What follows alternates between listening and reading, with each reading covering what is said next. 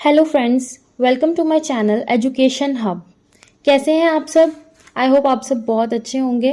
तो चलिए हम शुरू करते हैं हमारा जो आज का टॉपिक है, जिसका नाम है approaches to sociology of education. ठीक है, अगर जो लोग आज हमारे चैनल पे पहली बार आए हैं वो प्लीज़ मेरे चैनल को सब्सक्राइब कर लें। और सोशियोलॉजी ऑफ एजुकेशन का अगर आपको मीनिंग देखना है तो उसके लिए आपको मेरी पुरानी वीडियो देखनी होगी, जिसका लिंक मैं आपको डिस्क्रिप्शन बॉक्स में दे दूंगी। तो चलिए शुरू करते हैं अप्रोचेज टू सोशियोलॉजी। जो अप्रोचेज है हमारे, वो 3 अप्रोचेज हैं हमारे पास। फंक्शनलिज्म स्ट्रक्चरल अप्रोच, सेकंड है conflict theory approach, third is interactionism approach. ठीक है, जो हमारी फंक्शनलिज्म स्ट्रक्चरल अप्रोच है इसका एक और पार्ट है, ठीक है, सब पार्ट है, जिसका नाम है स्ट्रक्चरल फंक्शनलिज्म अप्रोच। ठीक है, और इंटरेक्शनिज्म अप्रोच में हम 2 थ्योरीज पढ़ेंगे जो हम आगे चल के डिस्कस करेंगे। फर्स्ट जो है फंक्शनलिज्म स्ट्रक्चरल अप्रोच, ठीक है, तो इसको हम अब डिटेल में डिस्कस करते हैं। जो फंक्शनलिज्म है ये क्या है, एक सेल्फ रेगुलेशन सिस्टम है। ठीक है, ये क्या कहते हैं, फंक्शनलिज्म क्या कहता है, सोसाइटी जो है वो एक सेल्फ रेगुलेशन सिस्टम है जो अपने आप वर्क करता है। ठीक है, अब इसका एजुकेशन के साथ क्या लेना देना है। एजुकेशन जो है वो क्या करता है, कंट्रीब्यूट करता है to the maintenance of society. Society को मेंटेन करने के लिए, ठीक है, जो एजुकेशन है वो अपना बहुत ज्यादा कंट्रीब्यूशन देता है। ठीक है, बहुत ज्यादा उसका इंपॉर्टेंट रोल होता है। ठीक है, और दूसरा है कि ये क्या करता है, एजुकेशन जो है सोसाइटी को अपॉर्चुनिटी प्रोवाइड करता है ताकि हमारी जो सोसाइटी की प्रोग्रेस हो सके, ठीक है, अपलिफ्टमेंट हो सके। और जो एजुकेशन है और सोसाइटी है, इनका जो आपस में डायरेक्ट रिलेशन होता है, सोशल रिलेशनशिप में यही लिखेंगे कि there is direct relationship between education and society. ठीक है, अगर जितना ज्यादा लोग पढ़े लिखे होंगे उतनी ज्यादा हमारी जो सोसाइटी है वो क्या करेगी, ग्रो करेगी। ठीक है, अब जो इसके मेन फीचर्स हैं, ठीक है, अब जो सबसे पहले जो हमारा है दुर्खाइम जो है, उन्होंने क्या किया था, उन्होंने ये ऑब्जर्व किया है जो एजुकेशन है वो टाइम और प्लेस के अकॉर्डिंग अलग अलग जो फॉर्म्स क्रिएट कर लेता है, अलग अलग पैटर्न्स बना लेता है। ठीक है, जो कि ये शो करता है कि हम एजुकेशन को कभी भी सोसाइटी से अलग नहीं कर सकते। ये एक ही सिक्के के 2 पहलू हैं। ठीक है, ये दोनों एक दूसरे के साथ हमेशा रिलेट करेंगे, हमेशा साथ साथ चलेंगे। ठीक है, और दूसरा इन्होंने कहा है कि रिलेशन विद सोसाइटी, जो एजुकेशन है उसका सोसाइटी के साथ लिंक होता है। जैसे एजुकेशन जो है हमें वैल्यूज प्रोवाइड करती हैं, हमें बिलीव्स प्रोवाइड करती हैं। ठीक है, जो भी हमारी सोसाइटी में चल रही होती है। थर्ड फीचर इसका आता है टू फंक्शंस ऑफ फंक्शनलिज्म। ठीक है, सबसे पहले इसमें आता है to reinforce social solidarity. अब सॉलिडेरिटी का मतलब होता है सपोर्ट।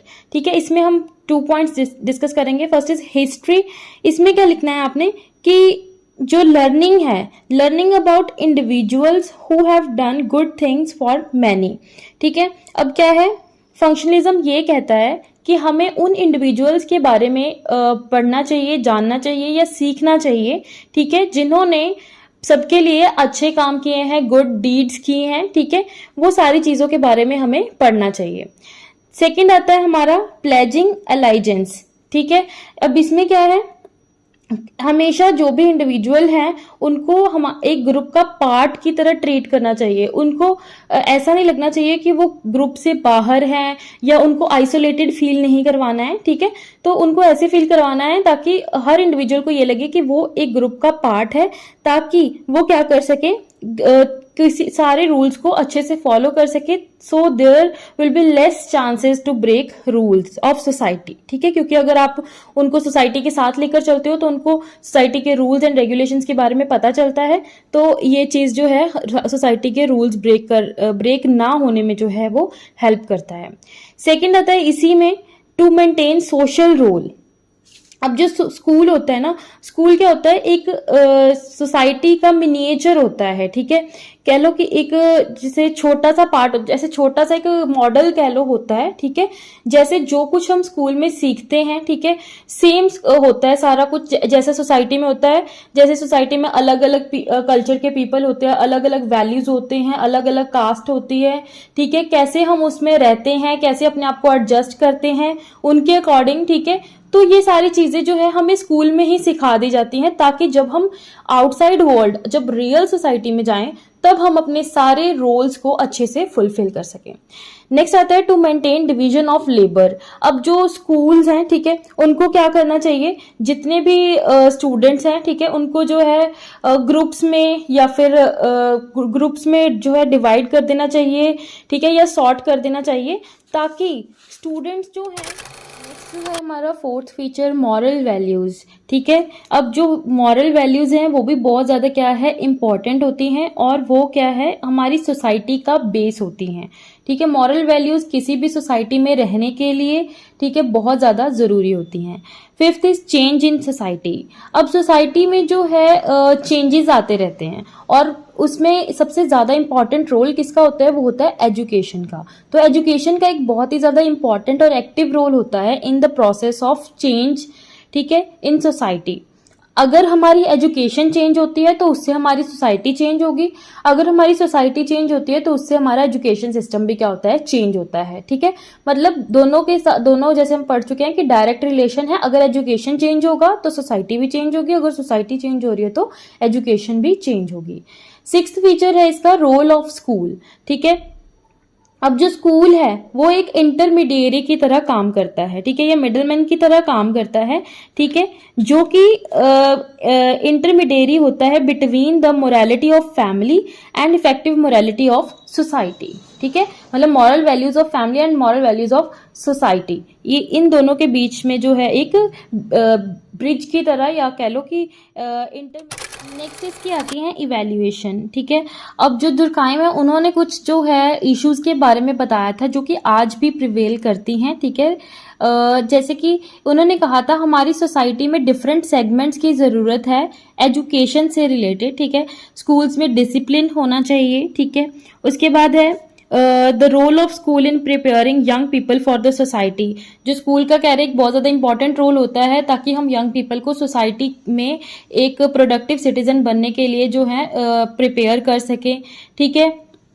और सोशल चेंज कैसे होगा, सोसाइटी कैसे चेंज होगी, एजुकेशन के थ्रू, उसके रिलेशन के बारे में ये स्टडी करता है, क्रॉस कल्चरल रीच के बारे में ये स्टडी करता है, और क्या है, social system of school and classroom, ठीक है, कि जो भी स्कूल में कैसे पढ़ाया जाता है, क्लासरूम में कैसी एजुकेशन प्रोवाइड की जा रही है, सोसाइटी को ध्यान में रखते हुए, वो सारी चीजें। नेक्स्ट इसकी ड्रॉबैक है, ठीक है। अब इसकी कुछ ड्रॉबैक्स भी हैं, ठीक है। अब कई लोगों ने इसके जो वीक पॉइंट जो निकाला था वो ये कहा था कि इसमें जो है बहुत सारी इंपॉर्टेंट एस्पेक्ट्स ऑफ एजुकेशन के बारे में बात नहीं करी गई, जैसे कि functions of selection and allocation of adult roles, और जो सोसाइटल एक्सपेक्टेशंस ऑफ स्कूल, मतलब कि सोसाइटी की स्कूल से क्या एक्सपेक्टेशंस हैं, और एक्चुअल में स्कूल की परफॉर्मेंस, उसका जो गैप है उसके बारे में कुछ भी डिस्कस नहीं किया गया, या उसको करेक्ट करने के लिए कोई भी मेजर्स हमें प्रोवाइड नहीं किए गए। तो ये सारी हमारी आती है स्ट्रक्चरल फंक्शनलिज्म अप्रोच। इसके अब फीचर्स जो हैं, ठीक है, थोड़े से ही हैं, एक बार ध्यान से देख लेंगे। सबसे पहले इसका फीचर ये है to socialise children and teenagers, ठीक है। इसमें क्या है, जो जितने भी हमारी सोसाइटी में बच्चे हैं या टीनेजर्स हैं उनको सोशलाइज करना, ताकि वो सोसाइटी के रूल्स एंड रेगुलेशंस को सीख सके और आगे चल के एक प्रोडक्टिव सिटीजन बन सकें। Second is socialisation. क्या होता है, एक प्रोसेस होता है जिसमें न्यू जनरेशन को नॉलेज सिखाई जाती है, एटीट्यूड, बिहेवियर और वैल्यूज सिखाए जाते हैं, जो कि उनको एक प्रोडक्टिव सिटीजन बनने के लिए जरूरी हैं, ठीक है। उसके बाद है इसमें कहा गया है सोशलाइजेशन जो है वो हम हिडन करिकुलम से ज्यादा अचीव कर पाते हैं as compare to formal curriculum. Formal curriculum जो भी हमें स्कूल्स में या जो बोर्ड्स या यूनिवर्सिटीज हमें देती हैं, ठीक है, सिलेबस के फॉर्म में, उसकी बजाय जो हम अलग अलग एक्टिविटीज करते हैं स्कूल में, ठीक है, एक दूसरे से बात करते हैं, बिहेव करते हैं, उससे हम ज्यादा जो है सोशलाइजेशन को अचीव कर सकते हैं, ठीक है। अब जो नेक्स्ट आता है हमारा फोर्थ, स्टूडेंट्स जो हैं, ठीक है, वो नॉर्म्स एंड वैल्यूज उनको तब तक सिखाई जाती हैं, ठीक है, ताकि वो उनके बिहेवियर में ना आ जाए, जब तक उनके बिहेवियर में ना आ जाए, जब तक वो उसको इंटरनली एक्सेप्ट ना कर लें, ठीक है। जो भी वैल्यूज हैं, जो भी नॉर्म्स हैं, सोसाइटी में रहने के रूल्स एंड रेगुलेशंस हैं, वो उनको बचपन से ही सिखाए जाते हैं, ठीक है, और तब तक सिखाए जाते हैं जब तक कि वो उसको इंटरनली एक्सेप्ट ना कर लें। नेक्स्ट आता है कि अनदर पर्पस ऑफ एजुकेशन क्या है कि जितने भी इंडिविजुअल्स हैं उनको सॉर्ट कर देना, रैंक दे देना, ताकि जब भी हमारे लेबर मार्केट में जो भी वेकेंट जॉब्स आती हैं, ठीक है, उसको हम अप्रोप्रिएट पर्सन से या अप्रोप्रिएट पीपल से फिल कर सके टाइम टू टाइम, ठीक है। और जो सोसाइटी के वो लोग जो जिन्होंने अपने स्कूल में हायर अचीवमेंट्स करे हैं, ठीक है, अच्छे ग्रेड्स लाए हैं, हर एक्टिविटी में पार्टिसिपेट किया है, अपने आप को पूरी तरीके से डेवलप करने की कोशिश करी है, उनको जो है सोसाइटी की जो इंपॉर्टेंट जॉब्स हैं या हायर प्रोफाइल जॉब्स है वो मिलती हैं, और इन रिटर्न उनको रिवॉर्ड में हायर इनकम भी मिलती है। लेकिन जो जिन्होंने लीस्ट अचीव किया या लेस अचीव, अप्रोच जो है उसका नाम है कन्फ्लिक्ट थ्योरी अप्रोच। अब कन्फ्लिक्ट का मतलब क्या होता है? आर्ग्यूमेंट होता है, ठीक है। आर्ग्यूमेंट किसके बीच में? Argument between upper class and lower class people, ठीक है। अब इनके बीच का आर्ग्यूमेंट है, ठीक है। और कॉर्नल एंड वाइट ने ये कहा है जो एजुकेशन सिस्टम है is much arbiter. Arbiter means जज समथिंग, ठीक है, किसी चीज को जज करना। अब यहाँ पे हम किसको जज करेंगे? जो पीपल हैं, lower class and upper class people, उनको क्या करते हैं? हम जज करते हैं, ठीक है। तो उन्होंने ये चीज इस थ्योरी में बताई है। अब इसके कुछ फीचर्स हैं वो देखेंगे। इन्होंने क्या कहा है, जो लोअर क्लास चिल्ड्रन हैं वो आगे चल के लोअर क्लास अडल्ट बनते हैं, और जो अपर क्लास और मिडिल क्लास चिल्ड्रन हैं वो आगे चल के अपर एंड मिडिल क्लास जो हैं अडल्ट्स बनते हैं, ठीक है।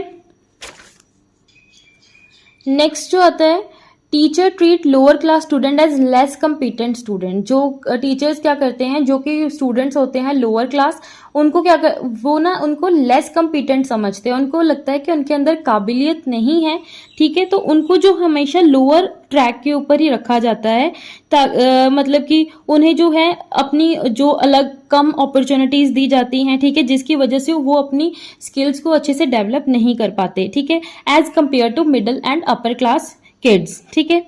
उसके बाद है when lower class kids are placed in lower class track. जब हम लोअर क्लास को लोअर ट्रैक्स के ऊपर रखते हैं तो इसका मतलब हम उन्हें प्रिपेयर कर रहे हैं, हम उन्हें ट्रेन कर रहे हैं for the blue collar jobs. Blue collar jobs means उनको बस दूसरों की बात माननी है, दूसरों के रूल्स एंड रेगुलेशंस फॉलो करने हैं, रैदर देन ऑटोनॉमी। मतलब अपना हाई ऑर्डर थिंकिंग वो यूज नहीं कर सकते, सेल्फ एक्सप्रेशन वो नहीं कर सकते, अपने आइडियाज नहीं किसी को दे सकते हैं, ठीक है। तो हमेशा वो क्या रहेंगे? लोअर ट्रैक्स के ऊपर या ब्लू कॉलर जॉब्स के लिए उन्हें ट्रेन किया जाता है, ठीक है। अब जो आता है, हमारे जितने भी हमारे प्राइवेट स्कूल्स हैं वो बहुत ही ज्यादा क्या है, एक्सपेंसिव है, और उनको रिजर्व्ड होते हैं for the upper class kids, ठीक है। अब जो पब्लिक स्कूल्स हैं जैसे कि म्यूनिसिपल स्कूल्स, ठीक है, वो उनके लिए होते हैं जो पुअर पीपल होते हैं या पुअर लोअर क्लास किड्स होते हैं, ठीक है, उनके लिए होते हैं। और ये हमेशा क्या रहते हैं? अंडर फंडेड रहते हैं। अंडर फंडेड मीन्स कि हमेशा इसमें किसी ना किसी फंड्स की हमेशा क्या रहती है? कमी रहती है, जिसकी वजह से जो लोअर क्लास किड्स हैं वो अच्छी तरीके से खुद को डेवलप नहीं कर पाते। Schools are powerful agents of socialisation, ठीक है। जो स्कूल होते हैं वो एक पावरफुल एजेंट हैं, एजेंट्स। अब इनको एज अ टूल यूज करते हैं। जो अपर क्लास किड्स होते हैं वो क्या करते हैं? अपनी पावर एक्सर्ट करते हैं to the lower class people, ठीक है, लोअर क्लास किड्स। इसमें क्या है, जो डोमिनेंट ग्रुप है वो हमेशा दूसरे ग्रुप को क्या करेगा, या दूसरी क्लास लोअर क्लास को क्या करेगा? हमेशा एलिमिनेट करेगा, उनको पीछे करने की कोशिश करेगा, ठीक है। नेक्स्ट जो है, अब जो पुअर पीपल होते हैं, जो लोअर क्लास पीपल हैं या किड्स हैं, उनको बहुत सारे डोमेस्टिक रिस्पॉन्सिबिलिटीज होती हैं, ठीक है। उनको अपने स्कूल के बाद काम पे जाना होता है टू अर्न लाइवलीहुड, ठीक है। तो जो लोअर और मिडिल क्लास किड्स होते हैं, इसकी वजह से उनकी जो एकेडमिक परफॉर्मेंस होती है वो भी क्या होती है? अफेक्ट होती है, क्योंकि वो स्कूल के बाद काम पे चले जाते हैं पैसे कमाने के लिए, और वो अपनी पढ़ाई के ऊपर अपनी एकेडमिक्स के ऊपर ज्यादा ध्यान नहीं दे पाते। नेक्स्ट आता है, स्टूडेंट्स को लगता है कि पढ़ाई के बीच में, ठीक है, जो भी there is no direct link between subject in school and the perceived future in the labour market. मतलब जो उनको आगे चल के काम करना है लेबर मार्केट में और जो उनको सब्जेक्ट्स पढ़ाए जाते हैं उनका कोई भी, या कह लो कि थोड़ा सा या बिल्कुल भी लिंक जो है वो नहीं है, जिसकी वजह से उनके अंदर क्या आ जाती है, एंटी सोशल वैल्यूज आ जाती हैं, ठीक है। और नेक्स्ट है जो स्टूडेंट्स होते हैं जो कि पुअर फैमिली से रिलेट करते हैं, ठीक है, जुड़े होते हैं, उनके पास जो होते हैं सक्सेस के चांसेस बहुत ज्यादा कम होते हैं, little chances of securing success, क्योंकि वो अपने जो है पैसे कमाने में ही लगे रहते हैं, कुछ आगे सोच नहीं पाते या उनके पास इनफ फाइनेंशियल रिसोर्सेज नहीं होते हैं ताकि जो है वो ज्यादा बड़े लेवल पर सोच। By good education rich children perform better, ठीक है।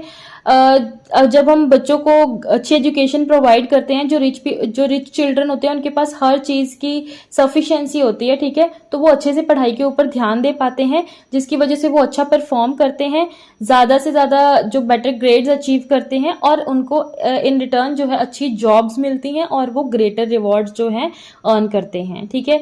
और उस उल्टा जो लोअर पीपल हैं या लोअर लेवल जो हैं बच्चे, वो इस चीज को अचीव नहीं कर पाते।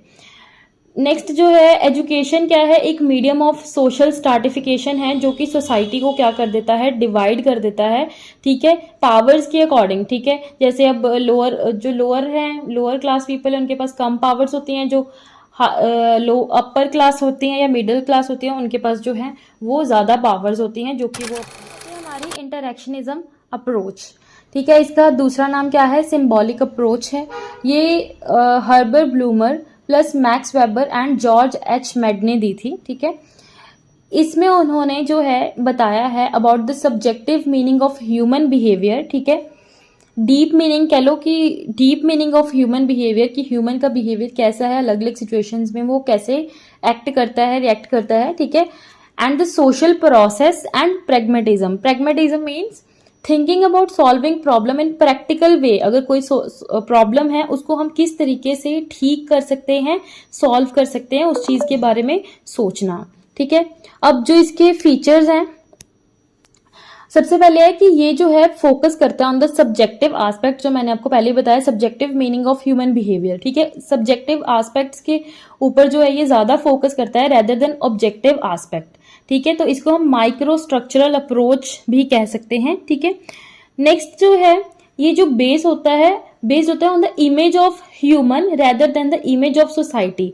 मींस ये सोसाइटी की इमेज के बारे में सोचने से ज्यादा किस पर ध्यान देता है, इमेज ऑफ ह्यूमन पे, ठीक है।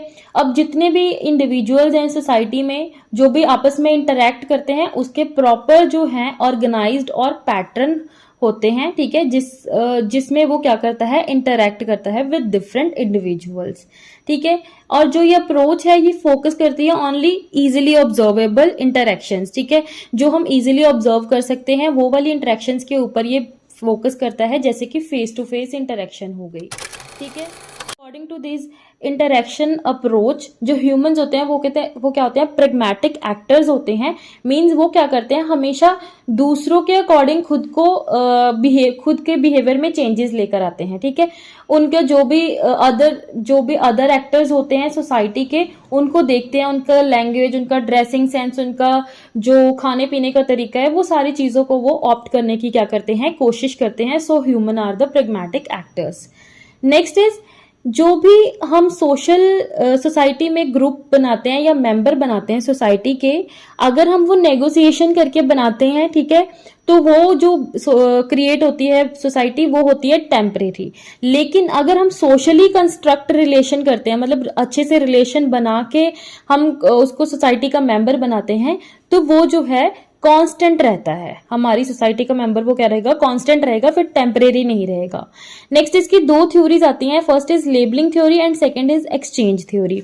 जो लेबलिंग थ्योरी होती है, इसमें क्या है कि अगर आप किसी को बार बार एक ही चीज बोली जाओगे, ठीक है, एक ही चीज कही जाओगे, तो वो पर्सन उस चीज को अपने बिहेवियर में ढाल लेता है, वो उसको एक लेबल की तरह अपना लेबल मान लेता है उस चीज को।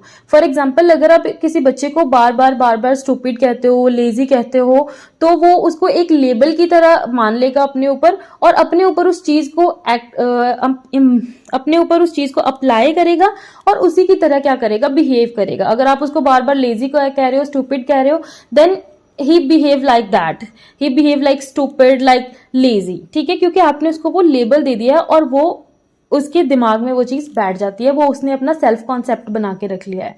नेक्स्ट आती है एक्सचेंज थ्योरी। एक्सचेंज थ्योरी में क्या होता है कि जो भी हमारी जो भी हमारी पर्सनल चॉइसेस होती हैं, या जो भी हम एक्टिविटीज करते हैं, ठीक है, जो भी एक्टिविटीज करते हैं सोसाइटी में, वो किस तरीके से हमारी सोसाइटी को इफेक्ट करती हैं। कोई भी पर्सन है, तो यहाँ पे हमारी खत्म होती हैं approaches to sociology of education. अगर आपको फिर भी कोई चीज समझ में नहीं आए तो आप मेरे से कमेंट बॉक्स में पूछ सकते हो, और आप मुझे अपने नेक्स्ट टॉपिक्स के बारे में भी बता सकते हो, जिसके ऊपर मैं अपनी नेक्स्ट वीडियो जो है वो क्रिएट कर सकूं। और thank you for watching, and don't forget to like, share and subscribe my channel.